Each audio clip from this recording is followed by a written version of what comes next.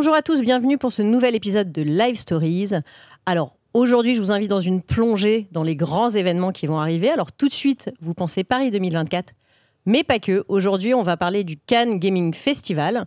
Donc, c'est le premier festival international de jeux vidéo qui va avoir lieu au mois d'octobre à Cannes. Et pour en parler, j'ai invité donc l'agence Auditoire en la personne d'Antoine de Taverneau. Bonjour Antoine. Bonjour, merci pour l'invitation. Avec plaisir. On va parler de cet événement-là, qui est tout nouveau. Alors, qu'est-ce qui vous a pris en tant qu'agence événementielle de proposer comme ça ce nouveau format ? C'est déjà le fruit d'une longue réflexion. Ça fait longtemps qu'on se dit que les agences doivent avoir un impact sur les différents projets qu'elles génèrent. Donc, on aime souvent jouer avec les moyens de nos clients et de temps en temps, on ne maîtrise pas toujours la créativité qui va avec beaucoup de contraintes. Et donc, nous, on s'était dit, ça serait quoi notre projet de rêve ? Et puis un jour, quelqu'un a toqué à la porte, nous a proposé ce projet qu'on a compris en une seconde et on s'est dit que c'était pour nous. Ça y est, il fallait y aller. Donc là, exactement. Il y avait événement propriétaire. Alors, c'est quoi l'ambition derrière ce projet du coup ? Alors, c'est l'appétit vient en mangeant. Donc, l'ambition est de plus en plus grande autour de ce projet. Donc, le Cannes Gaming Festival, en un mot, c'est quoi ? On veut être la plus grande plateforme de communication autour du gaming en Europe. Donc, c'est une ambition qui est assez élevée. On veut être un festival éclectique, inclusif, qui célèbre toute la créativité qu'il y a derrière l'univers du jeu vidéo. Et donc, il s'adresse à pas mal de publics différents. Donc, on va avoir des publics privés, on va avoir le grand public, on va avoir aussi des acteurs, évidemment, du jeu vidéo, mais pas que. On aimerait aussi casser un peu cette barrière qu'il y a entre ceux qui aiment les jeux vidéo, ceux qui sont ce qu'on appelle les hardcore gamers, et les autres, le grand public, puisque, en fait... 80% de la population joue aux jeux vidéo sur son mobile, sur des consoles, sur des PC. Et on remarque aussi que dans toutes les tranches d'âge, il y a un équilibre homme-femme qui est très important. Donc pour nous, évidemment, ça représente l'avenir. Tous les consommateurs de demain pour les marques jouent en ligne. L'avènement du digital, c'est-à-dire les portes d'entrée, tous les écrans qu'on peut trouver, que ce soit les portables, les iPads, les PC, les ordis, sont des portes d'entrée dans ce monde digital et le gaming est la meilleure manière de engager les audiences à distance. Voilà. Donc pour nous, c'est évident et quand on s'est retrouvé au début sur cette idée assez simple, l'ambition du projet a fini par augmenter au fur et à mesure du temps qu'on passait sur le projet. D'accord. Donc de nouveaux acteurs nous ont rejoints, de nouveaux talents, de nouveaux partenaires. Alors ça va ressembler à quoi aujourd'hui ? Au jour d'aujourd'hui, parce que ça évolue a priori. Voilà, au jour d'aujourd'hui, une édition type, c'est 5 jours à Cannes, avec un marché comme un marché du jeu vidéo, comme le marché du film, une cérémonie d'awards, comme la Palme d'Or à Cannes pour le film, et un festival B2C où la ville s'ouvre pour le grand public et des activations de marque. Donc en gros, le Cannes Gaming Festival, c'est comme une grille de télé. On va avoir une programmation pendant ces 5 jours avec des publics dédiés dans lequel on va avoir, nous, nos propres productions, comme une chaîne de télé, et on va acheter des programmes ou on va louer des programmes à d'autres pour intégrer cette programmation éclectique.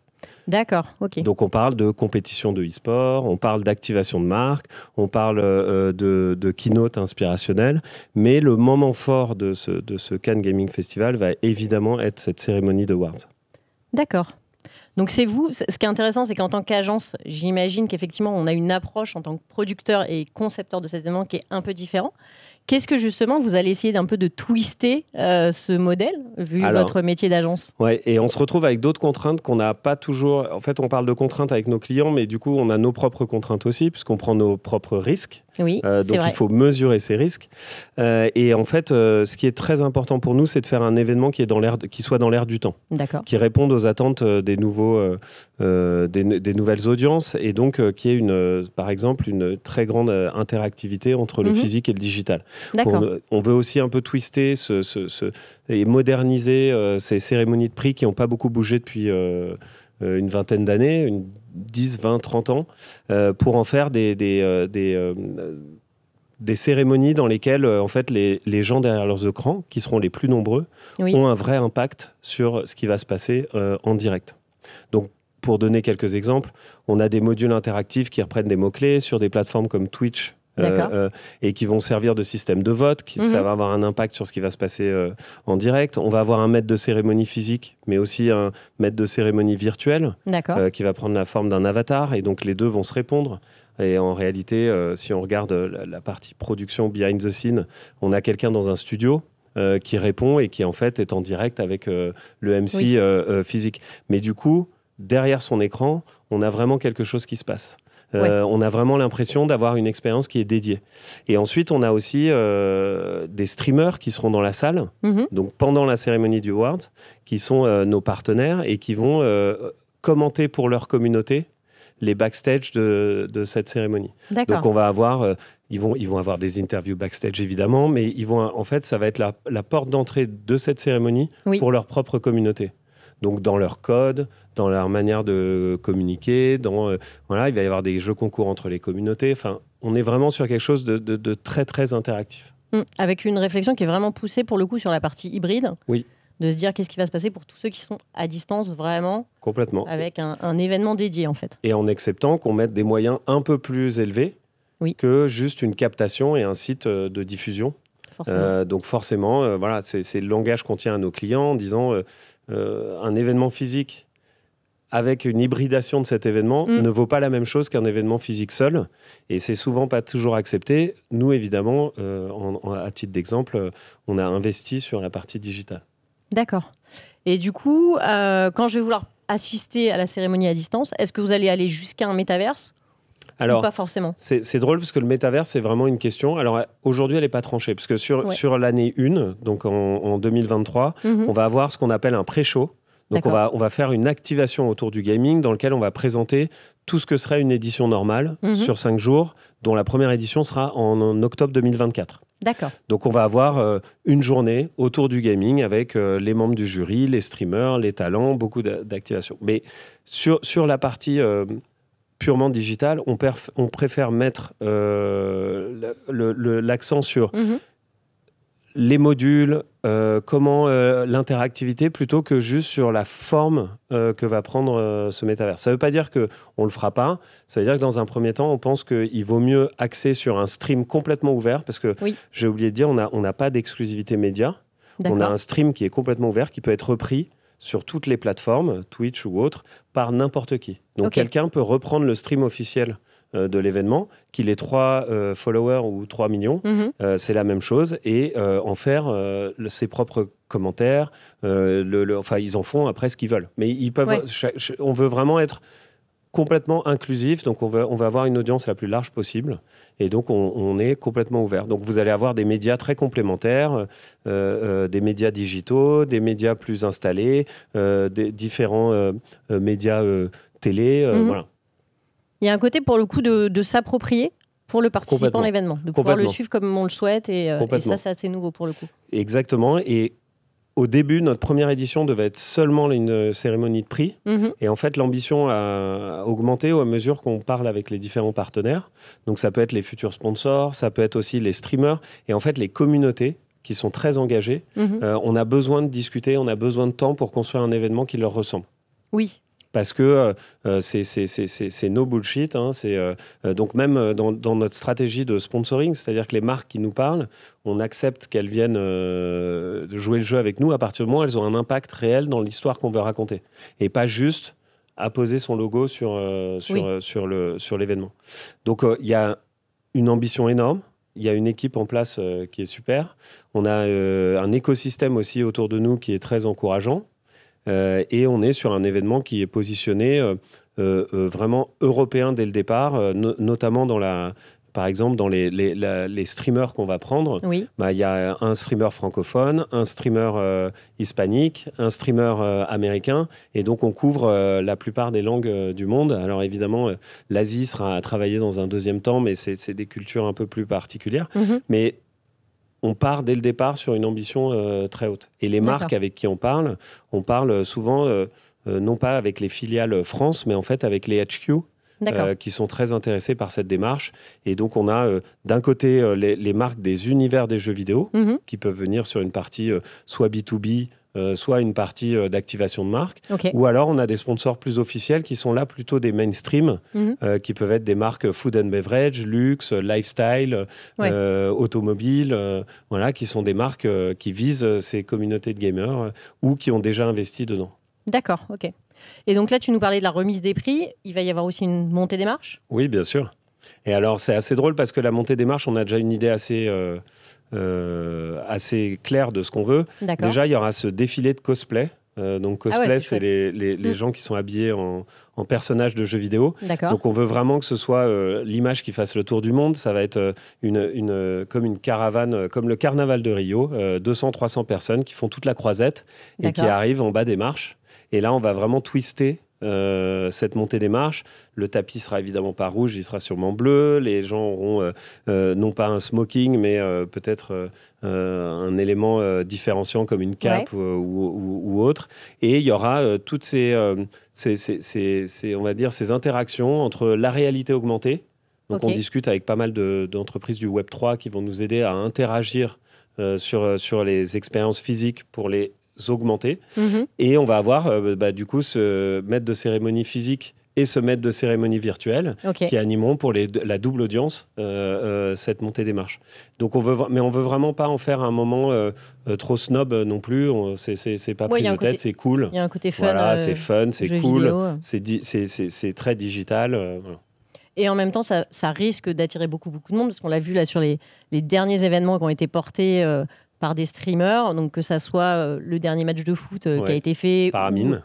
Voilà, tout à fait. Ou alors le GP Explorer de Squeezie. Oui. Voilà, il y a eu des millions de suivis en ligne. Ouais. Vous espérez quoi en termes d'audience, vous, sur ce projet? Alors, c'est intéressant parce qu'on se pose toujours la question. C'est d'abord, pourquoi nous, on a choisi Cannes? Parce que Cannes, pour nous, c'est 50% du chemin sur la reconnaissance internationale d'un événement. C'est connu partout. C'est un reward pour les gens de venir à Cannes.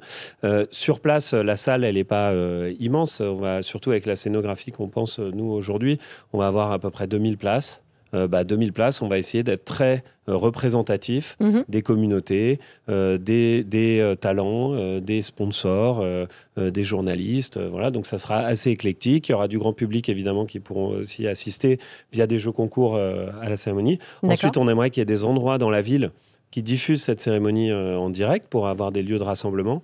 Et ensuite, en dehors de cette cérémonie, pendant la programmation du festival, on espère qu'il y ait beaucoup de monde. On parlait de matchs, par exemple, d'Amine France-Espagne, qui effectivement, il a vendu 20 000 billets en 15 minutes. Ils ont eu près de 12 millions de vues cumulées sur les réseaux. Bon, dès qu'on sort ces talents de l'écran et qu'on leur fait faire des activations physiques, il y a une énergie incroyable qui se met en place. Et donc, je sais pas, peut-être un jour à Cannes, on aura le All-Star Game. Comme la NBA, des différents streamers sur place. Voilà, donc en fait, ça va dépendre beaucoup de la programmation. Dans notre programmation, on aura sûrement une compétition de e-sport. Aujourd'hui, on est aussi sur, par exemple, on discute avec des boîtes comme Immortal qui font les échecs, qui ont démocratisé les échecs pendant le confinement. Et donc, c'est ce type d'activation qui rentreront dans la programmation globale du festival. Oui, donc il y a de quoi faire quand même. On travaille beaucoup. Ça va être quelque chose d'assez impressionnant. Justement, pour ceux qui nous écoutent, donc là, vous êtes en train vraiment de concevoir de A à Z une expérience totalement hybride. Qu'est-ce que tu aurais comme conseil à partager? Parce que je sais que l'hybride, on en fait de plus en plus, mais il y a toujours des questions, que ça soit au niveau conception ou au niveau production, qui se posent. Est-ce que tu aurais des conseils à partager sur ce sujet-là? La première, c'est de se dire, soit derrière l'écran, qu'est-ce qu'on aimerait voir et expériencer, parce que en fait, on oublie souvent de penser à la personne finale. Donc ça, c'est vraiment la première question à se poser.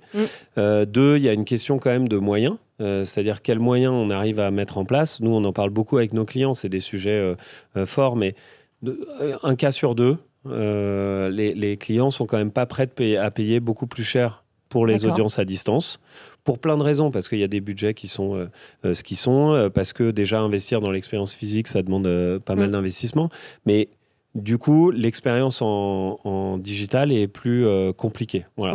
Mais donc, la bonne question à se poser, c'est quels sont les moyens qu'on peut mettre en place? Qu'est-ce que je veux faire vivre et comprendre à l'interlocuteur qui est derrière son écran? Et moi, je suis pour la gamification d'expérience. C'est-à-dire que dès qu'on rend un peu ludique cette expérience derrière l'écran, un peu interactive, un peu quand on a un impact, quand on a quelque chose à acter, si on prend on le voit bien d'ailleurs, si vous êtes dans une réunion Teams dans laquelle vous n'êtes pas acteur, vous calculez le temps d'écoute ou le temps où vous regardez votre second écran, votre téléphone, ça va extrêmement vite. Oui. Voilà. Bah, donc mon conseil, c'est d'être un peu créatif sur la partie. Voilà. Regardez aussi tous les modules interactifs qui existent. Il y a plein de solutions super qui existent. Voilà. Enfin, tu as reçu Vincent sur le premier podcast. Bon, bah, voilà. Vincent a beaucoup de très bons exemples d'interaction possibles avec les gens derrière leurs écrans. Donc voilà, c'est en étant un peu malin et créatif, il y a toujours des super moyens de faire des événements hybrides. Il y a cette importance de faire des choix, c'est-à-dire c'est ce que tu disais, de dire voilà, on répartit le budget, donc si on maximise l'expérience physique, faut l'assumer vraiment, complètement, et se dire que le digital, on fait au mieux, mais ça sera pas le vecteur principal. Complètement. Soit on fait un vrai événement digital avec une petite partie physique, et dans ce cas-là, c'est vraiment une question de répartition budgétaire au final. Et il y a un dernier aspect qui est de plus en plus important et qui va l'être de plus en plus, c'est la sécurité.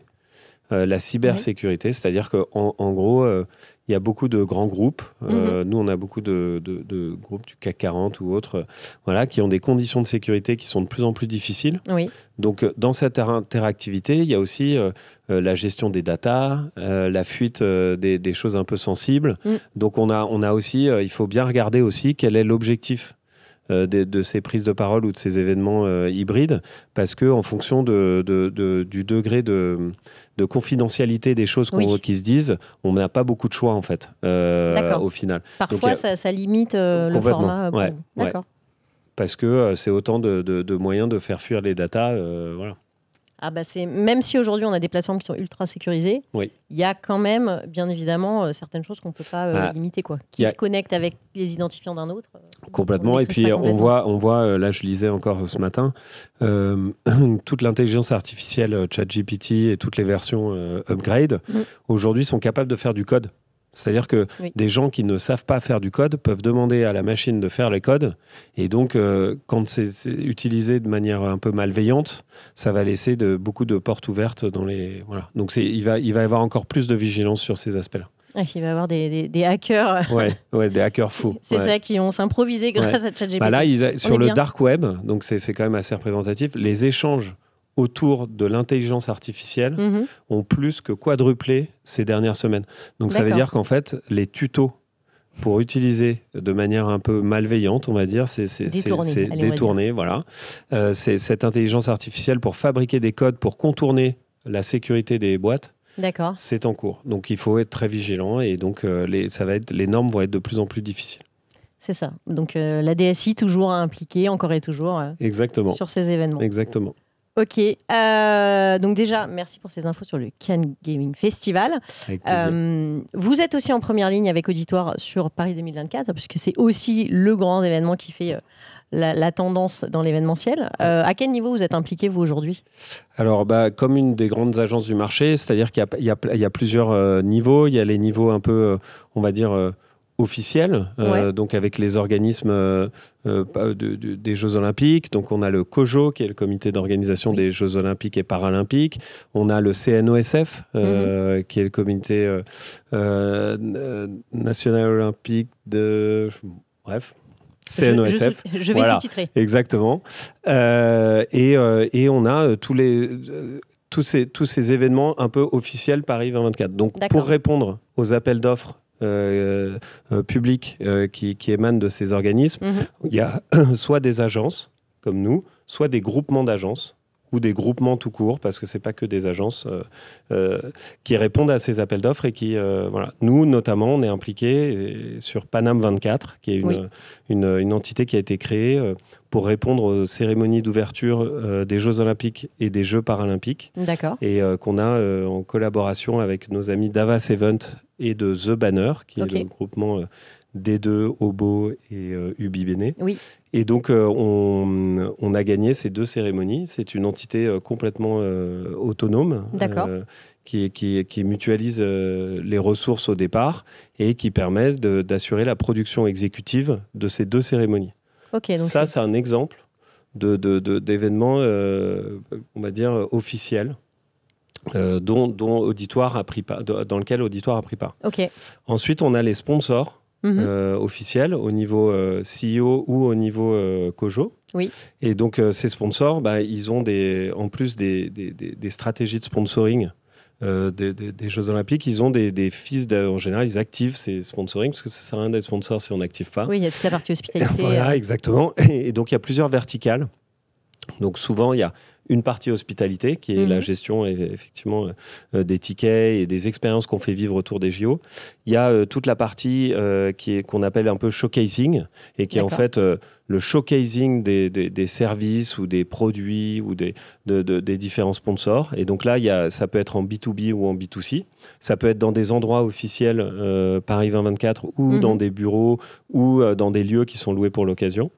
Et ensuite, on a souvent ce qu'on appelle des programmes. Nous, on appelle ça des programmes héritage. Alors, c'est souvent des programmes qui sont liés à la trace qu'on veut laisser à travers ce partenariat. Okay. Donc, nous, par exemple, on travaille avec Cisco sur l'ensemble de ces verticales, et notamment le programme Génération Champion, qui est de promouvoir le sport auprès des jeunes. Et donc, on va dans les collectivités de France créer des moments d'accès au sport avec les ambassadeurs et les athlètes de la marque. Et ensuite, il y a aussi tout ce qui est ce qu'on appelle les athlètes plans. C'est l'activation des teams d'athlètes qui sont liés à ces sponsors. Et donc, voilà. Et puis après, il y a des activations spécifiques. Il y a le relais de la flamme olympique, par exemple. Oui. Voilà, il y a beaucoup de... Mais on remarque quand même que, quelle que soit la marque ou l'entreprise, Paris 2024 a un impact sur nous tous. Alors, sur la filière événementielle, c'est très agréable parce qu'on est dans des moments où tout le monde a du travail. Et donc, plutôt que de passer du temps à se taper dessus ou à être dans une concurrence féroce, on est plutôt dans la promotion de la filière française. Et donc, on porte un peu les valeurs. On va avoir un très gros coup de projecteur dans 1 an et demi sur l'ensemble du savoir-faire français. Et il faut que ça serve dans les prochaines années pour aller développer ça à l'échelle internationale. Donc, on est concurrents et puis associés sur certains projets. Et voilà. Donc, la vraie tension qu'il va y avoir sur le marché sur 2024, ce sont les ressources. Oui, j'en ai pas mal entendu parler, mais aussi, effectivement, tout ce qui est expert, les talents. Exactement. Oui, c'est ça. Non, mais quand je disais ressources, c'était les talents. Effectivement, le marché, que ce soit les jeunes talents ou les freelances ou les partenaires ou même les prestataires, tout le monde va être sous l'eau. Et donc, on est déjà en train de regarder comment, sur un projet 2024, par exemple, on bloque des gens pendant 1 an et demi. Oui, et donc, quand une équipe est bloquée, après, on a les mêmes réseaux, tout le monde a les mêmes réseaux, donc il va falloir élargir les réseaux un peu à l'international, peut-être aller un peu à l'Est, en Belgique ou dans d'autres pays comme ça. Donc voilà, donc c'est plutôt... on est plutôt en train de traiter des sujets qui sont sains, qui sont propres à la filière, plutôt que de chacun défendre notre précaré. Voilà. Non, c'est plutôt une bonne nouvelle. C'est vrai que les JO, pour le coup, c'est une vraie opportunité business. Ouais. Est-ce que quelque part, justement, sur cette question des talents, c'est pas l'opportunité d'ouvrir aussi un petit peu, d'aller chercher des profils juniors et puis de les accompagner plus spécifiquement, ou alors d'aller chercher des gens qui ne sont pas forcément dans l'événementiel, peut-être plus dans la pub, dans le digital? Je suis complètement d'accord, mais ce mouvement, il a pas attendu les Jeux Olympiques, parce que c'est vrai que nous, déjà, quand je regarde là notre département créatif aujourd'hui, il y a énormément de gens qui viennent pas de l'événementiel. Et en fait, le média événementiel est aujourd'hui un des médias les plus demandés, par exemple, par les marques de luxe. Oui. Parce que c'est des moments où on crée l'émotion autour de la marque. De plus en plus d'entreprises ou de marques qui vivaient à travers leurs produits, je pense à l'automobile aussi, où deviennent en fait des marques qui doivent créer la préférence au niveau marque et plus au niveau produit. Oui. Et pour créer cette préférence, il faut s'engager auprès de ces différents publics. Et l'engagement, ce qui matérialise le mieux cet engagement, c'est l'événement. Parce qu'on est dans des moments vrais, des moments d'émotion. Et donc, beaucoup de gens ont fait le mouvement entre le digital, et la pub pour aller vers l'événementiel, parce que ça concrétise en fait cette dimension. Et les agences événementielles sont montées en gamme sur la partie conseil, et notamment conseil en strat de communication. On a aussi intégré pas mal de métiers. Nous, par exemple, à l'agence, on a social media maintenant, on a influence, on a une nouvelle marque qui vient de se créer qui s'appelle Auditoire Shopper. Qui est du consumer marketing, donc parcours client, comment on optimise ses parcours clients, comment on comprend les différents publics auxquels on s'adresse. Donc cette montée en gamme stratégique équivaut aussi avec les nouveaux profils qu'on va chercher, des profils un peu plus hybrides. Voilà, moi je dis souvent, on regarde pas le CV, on regarde souvent la curiosité, la motivation et surtout la qualité on fait beaucoup d'intrapreneuriat nous en fait. Ouais, voilà, on est une grande agence dans laquelle il y a plein de petites équipes. On est vraiment à taille humaine. Les 2 fondateurs sont toujours là. Donc ça fait 30 ans qu'ils ont, plus de 30 ans, 35 ans maintenant qu'ils ont créé l'agence. Et donc ça impulse en fait. Et le Cannes Gaming Festival est une idée qui a germé comme ça et qu'on a rendu possible grâce à cette volonté d'entreprendre. D'accord, ok. Bah, c'est vrai que moi, par mon parcours, j'ai aussi travaillé quelques années chez Ubi Bene. Et c'est ce que j'avais beaucoup ressenti. C'est-à-dire qu'effectivement, l'équipe créative n'était pas du tout... il ne provenait pas de la filière événementielle et ça a apporté une vraie ouverture d'esprit, une approche qui était très différenciante. Et je pense qu'aujourd'hui, chez vous aussi, vous avez on cet rentrait axe-là, par la quoi. prod, en fait. Et du coup, en rentrant par la prod, on se ferme beaucoup de portes. Au final, oui. Voilà. Et aujourd'hui, comme l'événement reste central, mais il y a énormément de choses autour, tout est possible. On peut accéder via le digital, via l'influence, via tous ces nouveaux médias, on va dire. On peut vraiment rendre toute idée possible. Justement, comment tu vois évoluer notre filière? Alors, on parle de Paris 2024, mais ça va accélérer peut-être cette chose, mais c'est pas une fin en soi. Non. Qu'est-ce qui va se passer après? On aimerait bien le savoir. Hein, c'est bien ce qui m'empêche de dormir. Qu'est-ce que sera moi, mon vrai souci aujourd'hui, c'est qu'est-ce que sera l'agence en 2025.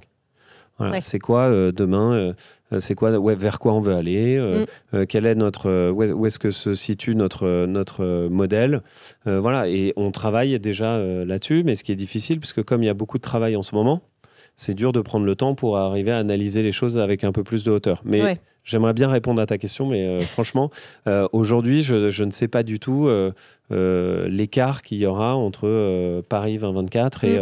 alors, quand on regarde les chiffres à l'heure d'aujourd'hui, on est plutôt optimiste parce que nous, dans notre activité actuelle, Paris 2024 représente 10 à 15% de notre activité. Donc, ce n'est pas encore la dépendance qu'on avait. Voilà, on sait que l'année prochaine, ça sera entre 40 et 50% minimum. Donc voilà, c'est plus comment on gère cette distorsion. Oui, parce qu'au final, ça va se jouer sur un gros mois. Et puis, il va y avoir tout ce qui va se passer avant. Alors, ça va jouer sur une année. Sur une année. Oui, parce que le gros mois... il se prépare tellement à l'avance que nous, à partir de septembre prochain, on rentre dans le vrai 2024. Oui. Même si on travaille dessus depuis 2 ans, on a des contrats à l'année depuis déjà 1 an et demi. Le vrai gros morceau, il rentre à partir de septembre. Et puis ça va s'accélérer évidemment de janvier à juillet. Oui, mais ce qui veut dire qu'il va quand même y avoir d'autres événements qui n'ont rien à voir en avril, mai, juin, et qu'il va falloir des équipes, des ressources pour accompagner tout ça. Et ben alors nous, on garantit aussi ça à nos clients, c'est-à-dire que c'est pour ça aussi qu'on a des équipes qui sont dédiées aux clients. En fait, nous, on a des équipes projets comme dans la plupart des agences où on a des lignes clients par équipe. Et donc, on est chargé de faire grandir ces clients, de les servir au mieux, d'être très autonome sur eux. Mais donc, on est aussi en prévision de ce qui va se passer. Et c'est pour ça qu'aussi, on cloisonne un peu les choses avec les différentes entités qui ont été créées pour Paris 2024. Et en revanche, à l'agence, on essaye aussi de mettre un peu de Paris 2024 dans chaque équipe pour que tout le monde puisse aussi y accéder à sa manière. Parce que c'est aussi ça, c'est vrai que c'est le rêve pour tout le monde. Ça va être le plus grand événement en France depuis des années. Voilà. Donc, on essaye en fait de trouver le bon équilibre. D'accord. Bah oui. Il faut emmener tout le monde. Et c'est pas forcément simple. On arrive un peu à la fin de notre échange et j'aime bien finir sur des questions un peu plus personnelles. Donc c'est l'occasion de parler un petit peu de toi et de ton parcours. Ouais. Donc là, on parlait du Cannes Gaming Festival, qui est un événement propriétaire. Je crois que c'est pas le seul événement propriétaire sur lequel tu avais travaillé. Non. Puisque d'après mes sources, tu avais déjà travaillé sur Video City, à l'époque où tu travaillais chez Live. Complètement. Est-ce que tu peux nous raconter un petit peu ça? Ouais. Très fier de ce projet aussi, qui a été très dur à monter. Donc Video City, c'est simple, c'était le premier événement des youtubeurs, dédié aux youtubeurs. C'était la grande phase des premiers youtubeurs. Et on se rendait compte. C'était en quelle année, ça ? C'était en 2015 la première édition, 2017 la deuxième. Et donc, l'idée, c'est simple, c'était exactement ce que j'avais évoqué là, juste avant dans le Cannes Gaming, c'est de sortir de l'écran les gens qui ont des millions de followers pour les rentrer dans la vraie vie. Oui. Et bon, on avait mis un certain nombre d'acteurs autour de la table. À l'époque, des gros concurrents entre eux, parce qu'il y avait Canal+, M6 et Webedia. D'accord. Donc c'était chacun des agents de talent. Donc voilà, ce qui a pas été une mince affaire. Et nous, on était en coordination du projet. Et en fait, la première édition, je me souviendrai tout le temps quand les gens ont vu en vrai leurs youtubeurs favoris, on les avait tous. À l'époque, c'était on parlait de Squeezie, il y avait Norman, Cyprien, oui, voilà, la grande époque exactement. De ces et quand ils sont arrivés, il y a eu pleurs, cris, les barrières bousculées, on a dû renforcer la sécurité. Enfin, c'était absolument dingue. Et on a fait 2 éditions, Porte de Versailles. Et c'est un grand regret de ne pas avoir continué parce qu'on avait trouvé notre équilibre financier. D'accord. C'est juste que les intérêts de chacun des actionnaires, déjà, premier conseil, s'il y en a qui nous écoutent et veulent entreprendre, n'être jamais à 4. Ne jamais être 4. Voilà. L'impair, c'est mieux. Voilà, exactement. Impair, c'est mieux. Et 2, il faut vraiment que les intérêts convergent. Voilà. Quand il y a des intérêts divergents, qui pique le talent de qui, comment on protège, voilà, on est sur des appels d'offres les uns contre les autres. Ouais. Tout ça a fait que le projet a périclité alors qu'on avait vraiment réussi à trouver notre modèle. Et puis avec Cannes, c'est un peu la suite de l'histoire, voilà, l'événement propriétaire. Mais c'est comme ça qu'est née l'idée la dernière fois. D'accord. Et toi, c'est un format qui t'intéresse plus spécifiquement, ce côté événement propriétaire, de pouvoir vraiment partir un peu d'une feuille blanche et de concevoir complètement? Il y a autant la création que la pérennisation des choses. En fait, ce qui est sympa, c'est de créer des marques qui vont exister dans les années à venir, qui vont pouvoir avoir un impact à leur manière, créative, un impact positif aussi sur certaines choses, rassembler. Enfin voilà, moi c'est ça que j'aime beaucoup. Et donc on devient en fait des plateformes de communication parce que il y a l'événement en lui-même, mais en fait, on arrive aussi sur on devient des lignes éditoriales. On donne une personnalité à nos projets. Donc, ils parlent toute l'année sur les réseaux sociaux. Marque, en fait. Voilà, exactement, c'est une marque. Et dans lesquelles on va mettre en avant des initiatives, donner la parole à certaines personnes, encourager des gens qui ont fait un boulot créatif dingue. Enfin, voilà. Et moi, c'est un peu cette création de valeur qui me plaît beaucoup. D'accord, ok. Voilà. Et si on revient un petit peu en arrière, donc tu as un parcours plutôt agence événementielle, c'est ça? Oui, alors moi j'étais chez GL Events avant, parce que j'étais chez Live, leur agence de communication. Et puis j'ai eu un parcours assez... on peut appeler ça le parcours zigzag, qui est le parcours je veux être entrepreneur mais pas trop. Voilà, avec plusieurs projets qui sont morts dans l'œuf. Formé dans un grand groupe, j'ai été dans la pub chez Lagardère Active. D'accord. Et puis ensuite, autre vie, puisque j'ai été dans la nuit, j'ai eu des restaurants, bars, clubs. J'ai organisé des soirées, voilà, exactement. Donc moi, j'aime bien, c'est ça qui m'enrichit, c'est le contact des gens, apprendre de nouvelles choses. Voilà. Et puis ce qui m'a amené sur des choses plus corporate, on va dire, depuis 10 ans. Tout ça, en fait, son parcours, au final, le parcours nourrit l'expérience, nourrit un peu ce qu'on apporte. Donc... Il n'y a pas de mauvais parcours. Non, et puis les échecs, de toute façon, ils aident à avancer. Donc, exactement. Donc on arrive à la fin et aux dernières questions. Et de ce que je te propose, c'est qu'on fasse une petite interview hashtag. Hashtag. Allons-y. Donc on va commencer par le hashtag fierté. Ouais. Donc si tu devais retenir un seul événement dont tu es le plus fier, ce serait lequel ? Alors ça, c'est très difficile parce que déjà, il y a 10 personnes qui vont me sauter dessus si je ne les cite pas. Voilà. Globalement, on est souvent fiers de ce qu'on fait. On essaye, en tout cas, de se donner les moyens. Mais si je suis fier d'une chose, c'est en fait 2 fois par an, on fait des soirées chez Auditoire. Des soirées internes. Et je ne savais pas l'ampleur que ça avait avant d'y participer. Et en fait, que ce soit l'été ou à Noël, on redécore entièrement les locaux. D'accord. Et on se donne les moyens. En fait, c'est ce que j'adore dans cette agence, c'est qu'on se donne les moyens de faire ce qu'on a envie de faire. Et donc, la première soirée auquel j'ai participé, c'était une soirée Friends. Okay. On a recréé le Central Perk. On avait des sosies, on avait la cuisine, on avait tous les locaux ressemblaient à 2 gouttes d'eau comme le plateau de Friends. La dernière en date, c'était Jungle Bells, c'était celle de Noël et c'était absolument exceptionnel. Voilà. Ouais, donc vous faites mentir l'adage qui dit les cordonniers les plus mal chaussés, pour le coup. Nous on fait l'inverse, on met les plus belles baskets. Ah, c'est cool.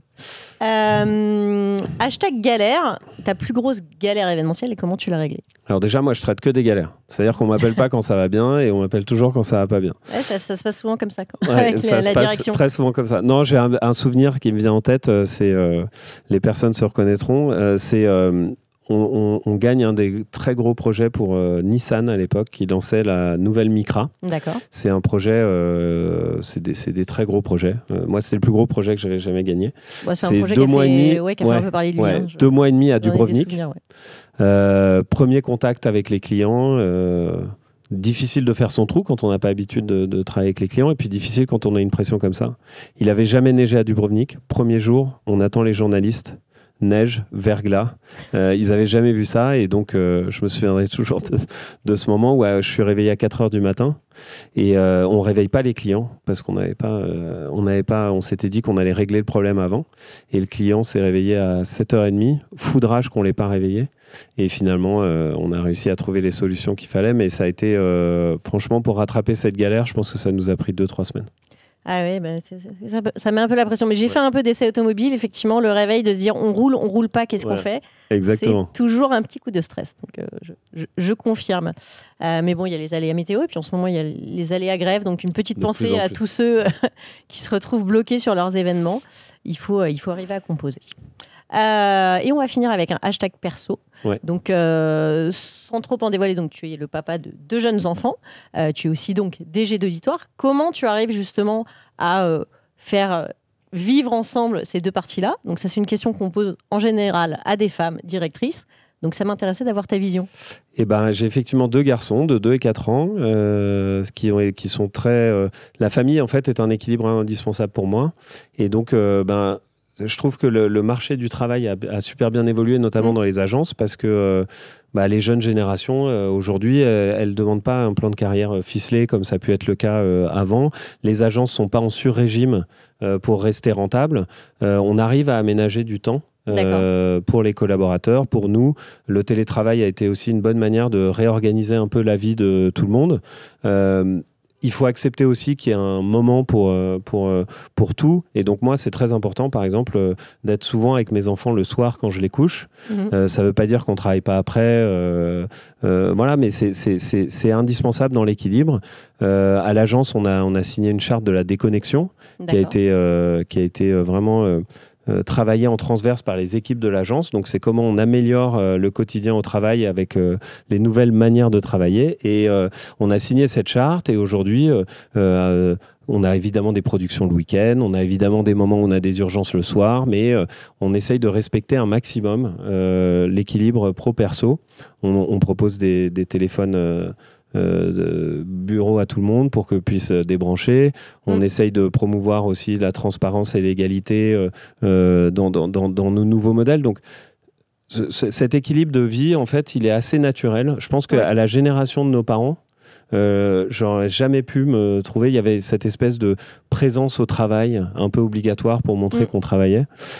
Aujourd'hui, c'est plus du tout comme ça. C'est vraiment dans la création de valeur, dans la manière dont on gère nos fonctions. La seule difficulté qu'on rencontre souvent, c'est comment on intègre la formation des jeunes dans ces nouvelles manières très autonomes de travailler. Voilà. Oui. C'est pour moi le gros sujet. On en parle beaucoup, mais dans l'ensemble, il y a quand même une amélioration. Et nous, dans nos modes de rémunération agence, il y a aussi on va dire un rééquilibrage avec nos clients qui sont dans les mêmes logiques, qui permettent aussi d'absorber ces nouveaux modes et ces agences qui ne surchauffent pas à 200%. Ouais, d'essayer d'être plus flexible et tout en accompagnant l'activité, parce qu'on sait que l'événementiel aussi, c'est assez contrainte. On ne sait jamais ce qui peut se passer. Donc, et puis, payer le temps à sa juste valeur, avoir des bons... Voilà. Non, mais c'est des modèles un peu plus transparents et un peu plus sains, parce que on connaît les modèles d'avant qui demandaient beaucoup d'énergie, d'accepter d'être sous-payé pour retrouver ailleurs des sources de financement. Donc, voilà, on est dans des modèles qui sont un peu plus transparents. Transparents et puis un peu plus équilibrés et sains aussi pour les collaborateurs d'arriver justement à trouver cet équilibre de vie perso, vie pro qui est au final gagnant-gagnant pour sa vie pro aussi, puisqu'on n'est plus dans sa tête, plus dispo. Et puis on a dû vraiment s'adapter, parce que moi je me souviens à mon époque, il y avait 10 candidats qui venaient séduire les futurs employeurs. Aujourd'hui, moi je me retrouve souvent dans la situation de devoir séduire les candidats qui viennent nous voir. Donc on a dû changer aussi à marche forcée. Mais en fait, quand on fait le bilan et qu'on regarde un peu dans le rétroviseur, on se dit que c'est quand même pour le meilleur. Et voilà, donc ça nous rend un peu optimistes sur l'avenir. Sur ce qui va venir après. Oui. En tout cas, merci beaucoup pour avoir pris du temps et avoir répondu à toutes mes questions, Antoine. Avec plaisir. Merci à vous d'avoir suivi cet épisode. J'espère que ça vous a intéressé sur toute cette partie événements hybrides et aussi sur l'avenir de ces grands événements qui arrivent. On se retrouve très bientôt pour un nouvel épisode de Live Stories. Merci à vous. Au revoir.